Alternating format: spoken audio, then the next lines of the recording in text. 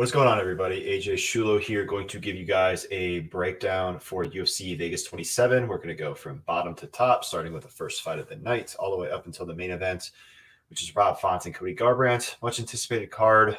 Have a couple bets on this card. You could purchase them if you want, if it's your thing. I get it if you don't want to. It's not everybody's, but if you want to, you can. dailyfanmma.com on the betting hub. Not only will you get my bets there, but you also get technical Tim's, Brett's as well. Sharp minds, three minds working together is better than one. And yeah, looking forward to that. Third-party tracker verified at betmma.tips /AnthonyS364 for a proven third-party track record dating back since 2009. Not saying it as a brag, but just more so for transparency purposes if you're maybe on the fence about purchasing my betting content. So nevertheless, let's get into this card. I'll screen share it up for you guys. And let me just give you guys the lowdown here. Not going to do order of UFC stats. Actually going to go in order of Tapology. Damier Ismagulov taking on Rafael Alves to kick off the night. Ismagulov is the biggest favorite on the card, to nobody's surprise. He's just a very talented fighter. He's got 6 inches of reach here. He's a more technical striker than Alves. Sharper punches, straight punches, wide diversity of kicks at range, very good defense, range management does Ismagulov have. He'll jab to the body, very good technical footwork. And I just think he'll basically be tuning up Alves, unless if Alves gets a come from behind finish, which he is known for. But, as you work your way up the ranks, as you get to the UFC level, those come from behind finishes just don't happen with a whole lot of frequency. I'm not that big on Alves' style. Very low output, not a good offensive or defensive wrestler. If Damier wants to get takedowns here, I think he can. Alves is a tricky guard when he's fresh, but going along with that point, he doesn't have very good cardio as the fight progresses. I think that Damier could wear him down, win a decision, or maybe even get a stoppage late. So Damier Ismagulov is going to be my pick there for the first fight, the curtain jerker. Next fight, we got Damier Hadzovich taking on Yancey Medeiros. About a pick'em fight, depending on where you look. I agree with the fight being close. I think it's going to be one or last standing. They both excel as strikers. Medeiros, the thing about him is he's had a very fan-friendly style, but he's never been a great technical fighter, in my opinion. He's a guy that's very willing to take damage. Let's just look at his stats, for instance. He absorbs 5.38 significant strikes per minute with 46% striking defense. He's been knocked down 7 times in the UFC. Again, he's won some performance bonuses, as we could see here, but I've just never been a big fan of his defense. He'll have 5 inches of reach here on Damier Hadzovich. He'll have the volume advantage, but I just think Damier is more technical and more defensively sound, and I think he's more durable of the two. So he probably should, theoretically, the fight should be one or last standing. Neither guy really goes for takedowns. Damier, I suppose, would be the guy more willing to go for takedowns, but Yancey has shown solid takedown defense in the past, should keep it upright. And I just slightly favor Damier. Not the hottest take, but he will be my pick to make nonetheless, because I have to make a prediction at the end of the day. Next fight, we'll go back on over to Tapology. We got Joshua Kulabal taking on Shibazian. I've just been calling him Shibazian all week, so let's just stick with that. But Kulabal, pretty heavy favorite here. A bit of a surprise considering the guy's got a lot of holes in his game. For instance, he's not a great wrestler. I don't think he's a great submission grappler. We saw him put in several submission attempts, deep ones at that, against Charles Jourdain last time out. We saw him dominated on the mat by Jalen Turner. Granted, that's a bigger fighter there, but I've just not been that high on Kulabal's style. He just seems like he's reasonably well-rounded. Trains with Jamie Malarkey, Volkanovski, which is nice, but again, not a great athlete, not particularly fast or explosive. Yolanda Shaw is definitely a live dog here. Footage of him is very scarce, so it's really tough to tell if these odds are justified or not. If there's a fight of him getting knocked out quickly by Zhu Rong, who we saw in the UFC lose to Kazula Vargas. I've also seen him, though, go for slam takedowns, and in top position, he'll look for submission. He seems to have a reasonably competent submission grappling game. But he comes from the same regional scene that we saw 3 of those fighters from UFC 261 lose at. And I'm just not so sure where that regional scene compares relative to the UFC, with no disrespect. I would like to see more of these fighters before I make a more, prediction with conviction, that is. And we'll see how he looks. I hope he proves me wrong. I hope he wins. But as far as prediction goes, I will go with Culibao. Just feel a little bit better about him in general. Bruno Silva taking on Victor Rodriguez. Silva, one of the bigger favorites on the card. I do agree with him being a big favorite. He's more tested in terms of like level of experience, cardio. I think he's a better fighter everywhere, better wrestler, better technical striker, more varied, more defensively sound. BJJ black belt. I've seen Rodriguez get taken down, get mounted on the regional scene. And that's just what it boils down to. I just think that outside of just a quick finish from Rodriguez, Silva most likely wins this fight.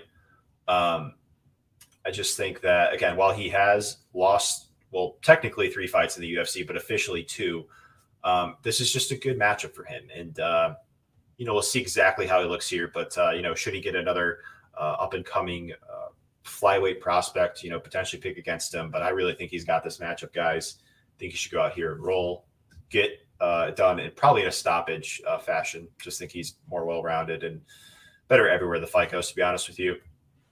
Claudio Silva taking on Court McGee. About a dead even pick him, depending on what book you look at. It's very tough to trust really either guy. I've never really been that big on Claudio Silva because he's just pretty much a jiu-jitsu specialist. He's not a good wrestler. He often closes distance recklessly. He's opportunistic with his takedowns, so like he'll catch kicks and everything, but poor striker, closes distance just atrociously. He'll just like wing an overhand left from the southpaw stance.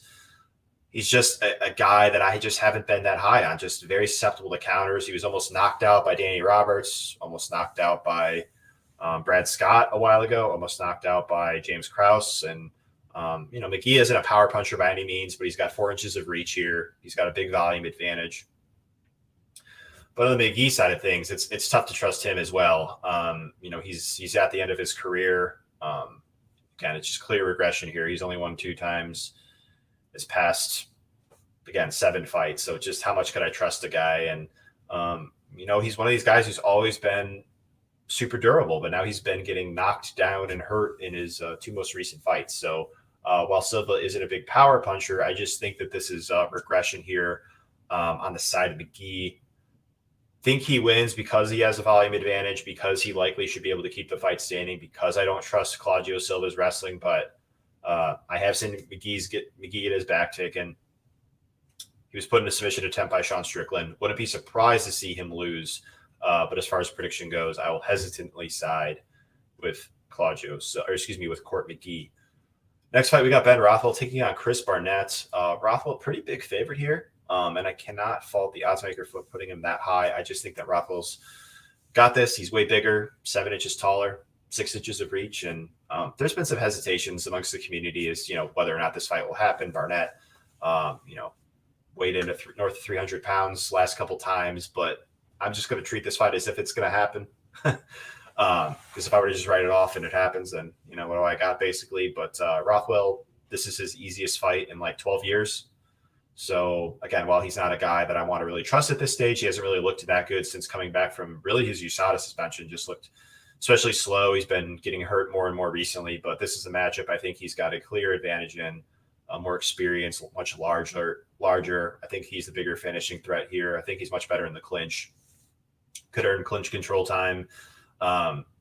If he wants to take Barnett down, I think he could. But the thing with Big Ben is he just doesn't really look to wrestle that often. So seems like kind of a reach there. But should it go to the ground? I haven't liked what I saw from Barnett's grappling from his back. I've seen him get back mounted several times. I just think that Ben's the better fighter everywhere. So again, it's a hesitation nonetheless. Seeing Ben Rothwell is such a big favorite, but he's the prediction here. I mean, I can't pick against him in this spot. I wish Barnett nothing but the best, but I got to get on here and give a prediction, and that's what I'm going to do. So Ben Rothwell is going to be the pick.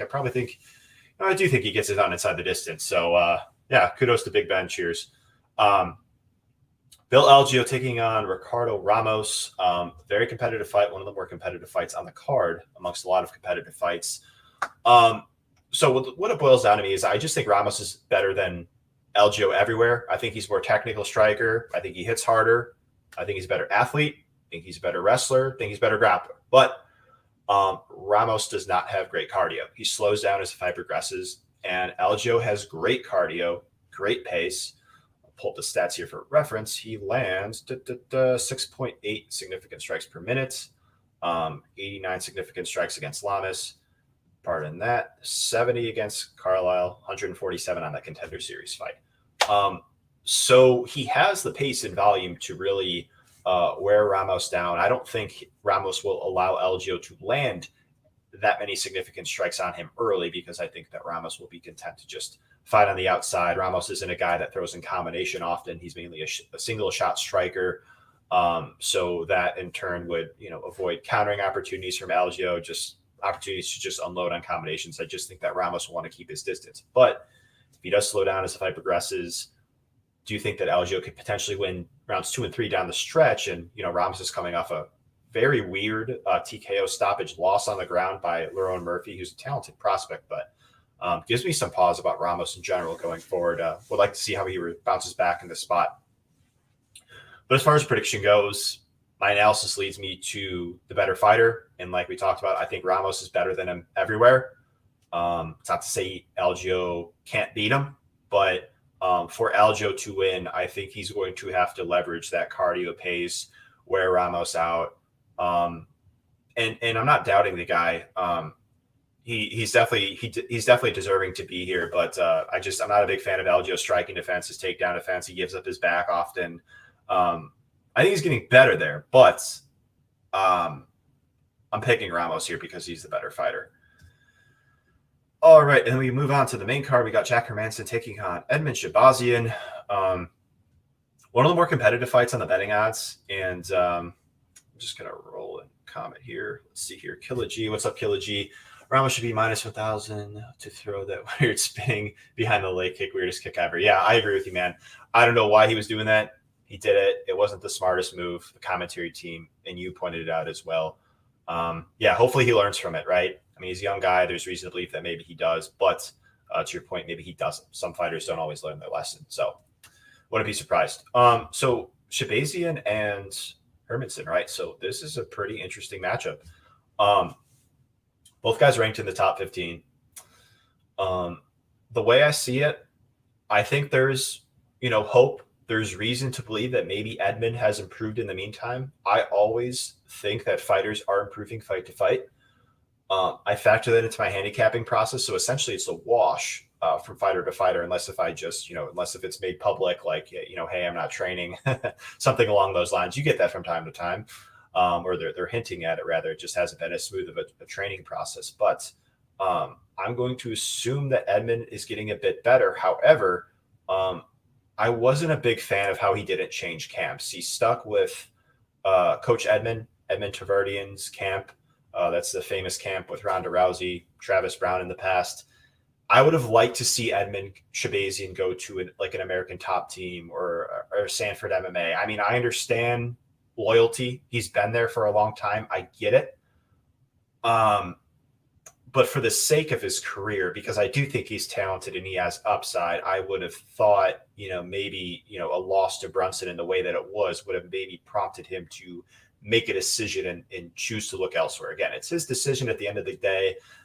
I'm not, again, he can do whatever he wants, but I do think that to some extent it caps to the amount of improvements that he can make fight to fight based on that. He is a younger fighter here.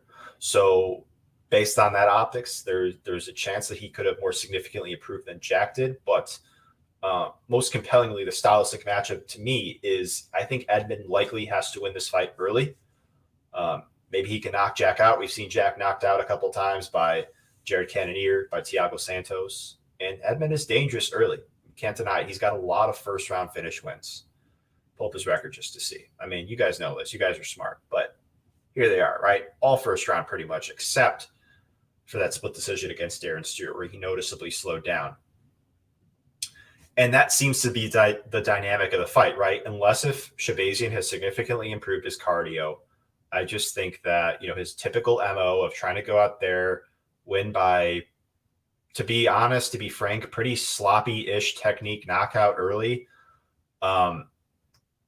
or bust and slow down as the fight goes on. Again, he won against Stewart, but he almost lost. He almost got finished in that fight in round 3 because he was just completely spent. And so I think he could win early, Shibazian. Not doubting him. I'm laying out a path of victory. But if he doesn't finish Jack early, I think it could be a big problem for Shibazian. I just think that Jack fights at a much higher tempo. It's both the stats. Again, 5.03 significant strikes per minute. And I'll be honest here, that isn't just optically. Jack doesn't pump out a ton of volume while standing. He did against Jacare Souza, but a lot of it is from that patented ground and pound that he has. But nonetheless, I would favor Jack standing. He's got a bit of a reach advantage. I think he's more technical of the two. Edmund is more dangerous and has fast hands, so he'll be a threat early. But I do think that Jack could best him in the aggregate of the striking exchanges by just sticking, Edmund at the end of his punches on the outside, landing volume, landing cleanly, and just winning down the stretch. But Jack's potentially big advantage here is on the ground. He doesn't come from an NCAA wrestling background like Brunson does, but he's got a Greco-Roman wrestling background. Clinch-based takedowns, foot sweeps, and Jack's a very physically strong dude. I actually do think he'll be quite a bit more physically imposing than Edmund. Not that Edmund's weak, and there is chance that he's put on some muscle mass in the meantime, but the film study suggests that Jack is going to have a pretty compelling physicality advantage here. And if Jack gets Edmund flat on his back and Edmund is gassed, I think it could be just a stoppage, ground and pound. Jack can maybe get a submission. He's mainly a guillotine choke threat, but very aggressive with his guard passing is Jack. I think he could finish the fight that way. So, I side with the fighter that just has more ways to win. Cardio, much more tested and proven and been proven against higher level of comp. And that's Jack Hermansson to me, right? So I like Edmund. He's got a nice win on his resume against Brad Tavares. But again, what happens when he gets extended, right? I guess we'll find out if it gets there. So pick to me is going to be Jack Hermansson. I think it's a highly anticipated fight. At least it is for my liking, at least. David Dvorak and Raulian Paiva. So I agree it's a competitive fight. That's what the odds suggest, right? So, minus 140 here 5 times, plus 120 on Paiva. Striker battle, right? It's obvious. Neither guy really goes for takedowns. Let's just fact check myself. 0.26 takedowns per 15 minutes from Paiva, 0 from Dvorak. Dvorak hasn't even tried.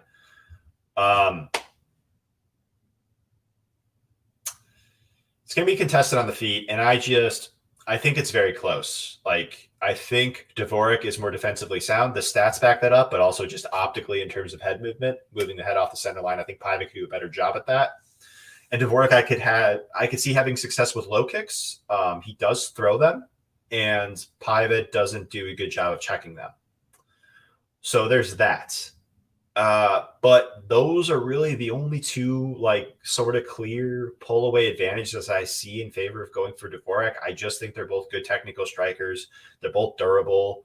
They both have solid volume, and maybe it just comes down to who's pushing forward a bit more.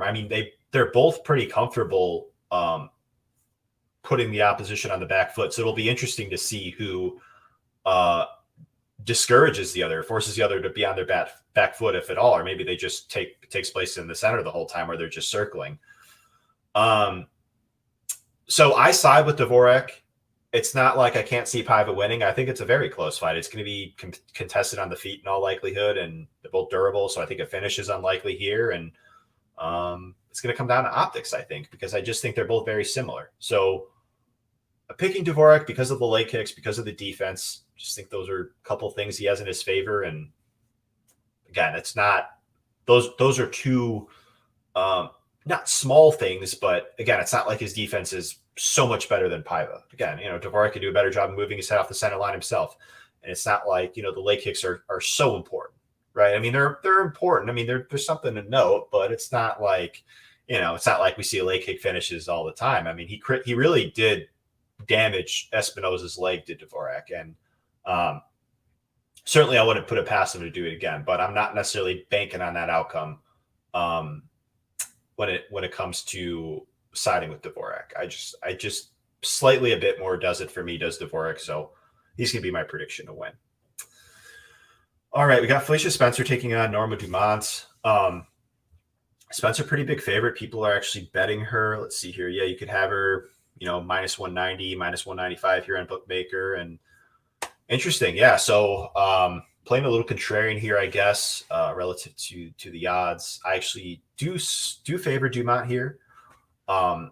What it boils down to me is I think they're both good Brazilian Jiu-Jitsu practitioners. There's not a whole lot of footage of Dumont getting like put on her back for extended periods of time or the opposition taking her down with consistency. But the glimpses I've seen, she looks like a proficient scrambler. She, I think, is more athletic than Spencer.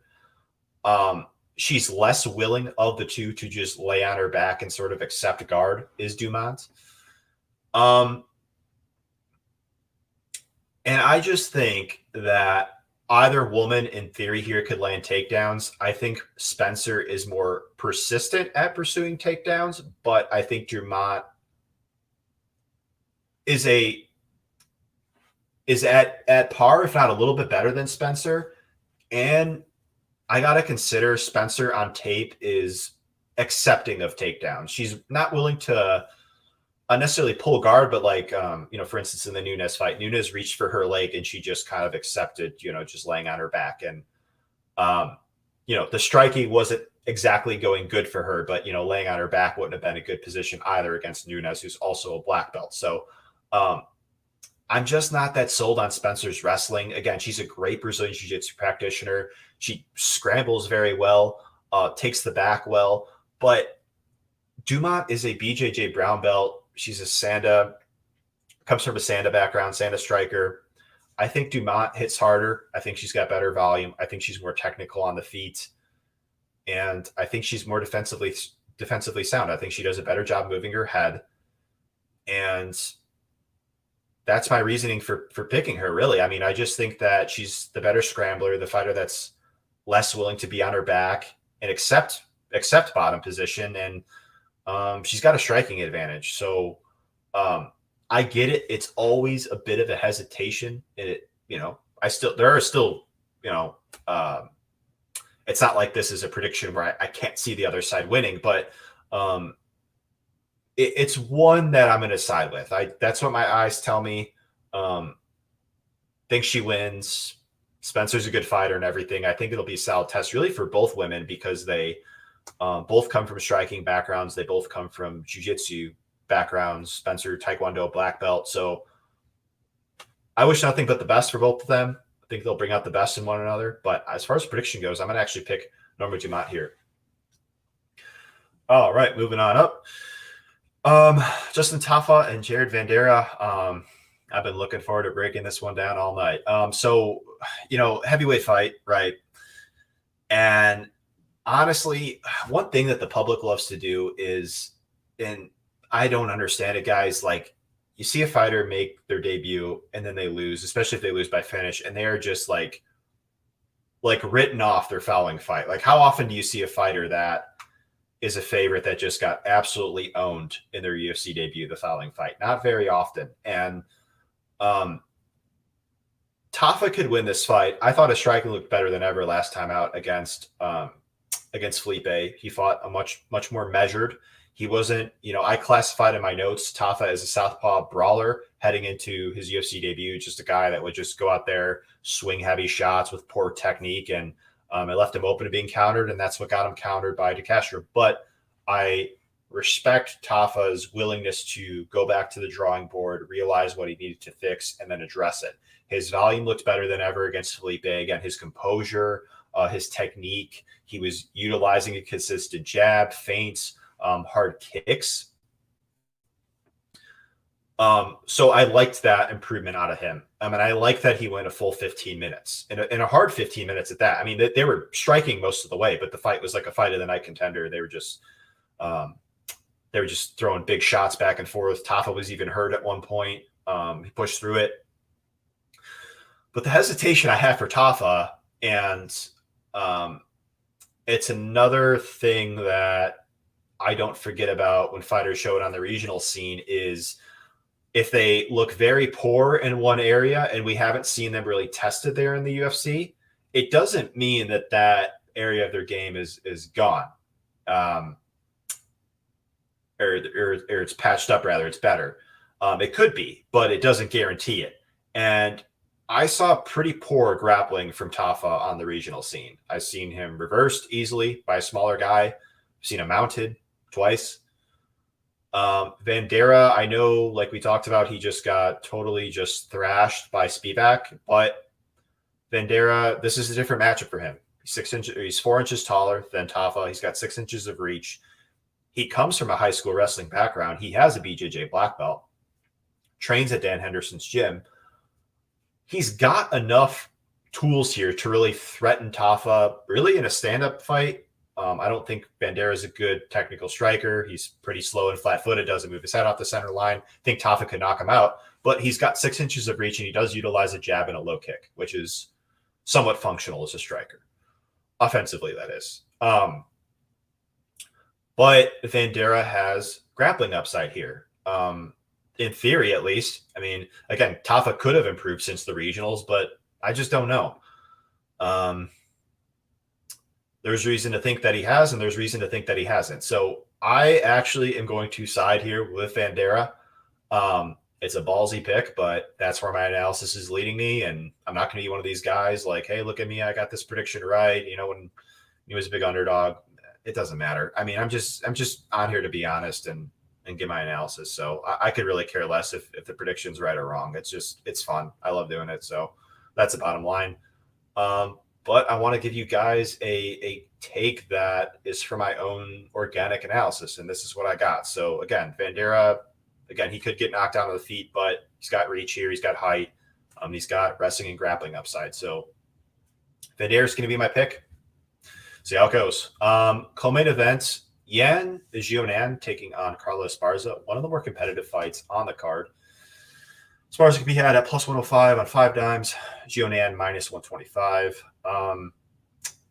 Yeah, it seems like a fairly obvious striker versus grappler matchup, right? You know, Yan being the role of the striker, Carlos Esparza being the role of the wrestler grappler, and I think it's just going to come down to how many times could Carla take her down? Could she control her? Could she do enough in top position to avoid a referee stand-up? And will that be enough to win rounds? I think it's all possible, but Yan clearly has the advantage striking. She's more technical. She's more varied. She's more dangerous. Carla's boxing has gotten a lot better through the years, to be honest. Her striking used to not be very good. It's not great now, but it's functional. She'll blitz in like a flurry. She'll mix in her strikes, you know, in pursuit of takedowns. Her volume is decent when she wants to actually let her hands go. But a thing with Esparza's style is when she's striking, she's all the way out, you know, not willing to engage that much, or all the way in trying to take you down. So even though fighters that are better strikers than her, they're not able to get off a lot of offense because of Esparza's range that she wants to fight at. And so I'm not saying Esparza's going to go out here and outstrike Yan. I think that's very unlikely. But could Esparza avoid taking significant damage based on that style? Yeah. And why I like Esparza just a little bit more as far as prediction goes, and it's a competitive fight, is because I go back on tape. I've seen Yan taken down easily by Gedalia. I like her as a prospect, but I just got to be honest here before I'm being nice. She was taken out easily by Gedalia. She was controlled for about 4 minutes or so in the first round, controlled on her back. I admired her willingness to attack from bottom position, attack with elbows, and that caused good damage, but she struggled to scramble there. She struggled to separate from the clinch. I think she could do a better job of fishing for underhooks and separating that way. It's just a technical concept that I would like to see her address if she wants to, you know, make that next step here. And I know she's coming off a nice win against Gedalia, but Gedalia, you know, won round 1 based on the wrestling, but then slowed down and wasn't able to get her wrestling going. I don't think Esparza will slow down as the fight progresses. I mean, she doesn't have cardio on level of a Tatiana Suarez, but Esparza has great cardio. She does. Wrestling background, BJJ brown belt. I think she can land takedowns here. I think she's more willing to have success wrestling in rounds 2 and 3 than say Esparza did, and that makes the fight interesting in itself. So again, I like Yan. I think she has upside. Even if she loses this fight, I don't want people to think like, oh, because Yan loses this fight to Esparza, she can't be champ. No. Far from it. She's still young. It's not like this is the last, you know, this is the last straw for her. Like, this is her rise. And if she doesn't face Zhang, then, or doesn't face Rose rather, then, that's it. No. Far from it. You could climb and you could keep climbing until you get there. Look at a guy like Dustin Poirier. He was on a win streak, ran into Michael Johnson, lost, obviously, went on another win streak, lost to Khabib. And then now he's on another, impressive momentum streak here. So it's not as if like, and even a guy like Robert Whittaker too, right? So it's not as if like, oh, this prospect lost, they're done. No, it's not. It's not at all. So again, if you're a Yan backer and she loses, keep your head up. She's talented. And even if you're an Esparza backer, she's head up. She's talented as well. I think they'll bring out the best in one another because, again, it seems very obvious where each woman has their strengths and weaknesses in respect to one another. So I'm picking Esparza because I think she'll be able to control where the fight goes. And it's kind of up to Yan to just, land enough damage to sway the judges to win at least 2 rounds. So Yan's the fighter I would lean has more finishing upside. But again, I would like to just see her improve her technical concepts of just scrambling off her back, avoid getting controlled in the clinch. So until I see that from Yan, I'm going to most likely be picking against her when she gets matched up against these good wrestlers and grapplers. And I know if she gets by Esparza, it's really just really strikers are in her way, right? Like, there's Zhang, there's Rose. Joanna's in the mix, although I'm not really sure who she's going to get matched up with next. But regardless, she's a striker. So, yeah, I mean, in theory, if Yan just gets by Esparza, she won't really need to worry about the takedown defense. But if there's another rising contender in this division that could maybe exploit that, it would maybe be, a spot where she could maybe lose, dare I say. But she's a talented fighter, like I said. Wish nothing but the best for her. But I think Esparza beats her, most likely. I'm not saying it's a guaranteed thing. Main event. Rob Font and Cody Garbrandt. Very close fight per the betting odds. And this is a fight, in full disclosure, I thought I was going to bet Font prior to tape. 6 inches of reach is nice in a fight that's more than likely going to be won in a last standing. I know Cody has a wrestling background, but he just doesn't look to wrestle, right? So let's just, pull up the stats, blah, blah, blah. 0.84 takedowns per 15 minutes, right? At 33% accuracy. So he's not even really trying to, right? Again, he comes from a good wrestling background as Cody, but even if he wants to take Font down, I know that Font's been taken down plenty of times, 48% takedown defense, as we could see.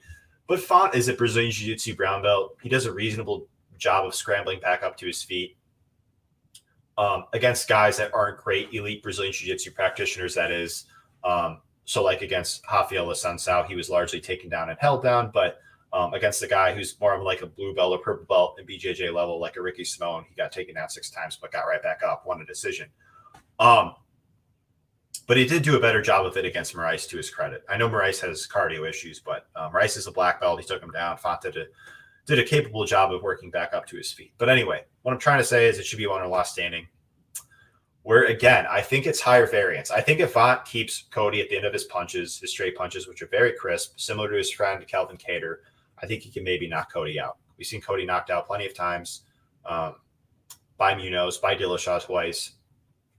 And Font, I think, has enough power to hurt him. He's also got good volume as well. But Cody's got clear advantages too. I think Cody's a much better athlete and he's faster in terms of movement and also his hand speed. So it's going to be up to Cody to really close that distance, get beyond that reach, get inside of that reach, and really hurt Font in the pocket. And it's fair to favor Font in terms of durability, but I would also like to point out he has been hurt. It's not like Cody can't hurt him. I think Cody has some of the best knockout power in the UFC. Cody could hurt guys that are durable.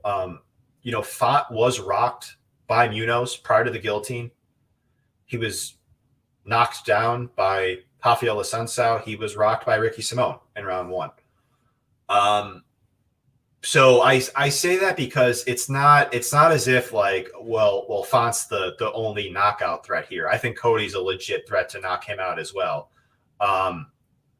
And so I understand picking Font. I do. Again, he's got reach here. He's got some kicks, although he does prefer to box. But I'm going to side with Cody Garbrandt.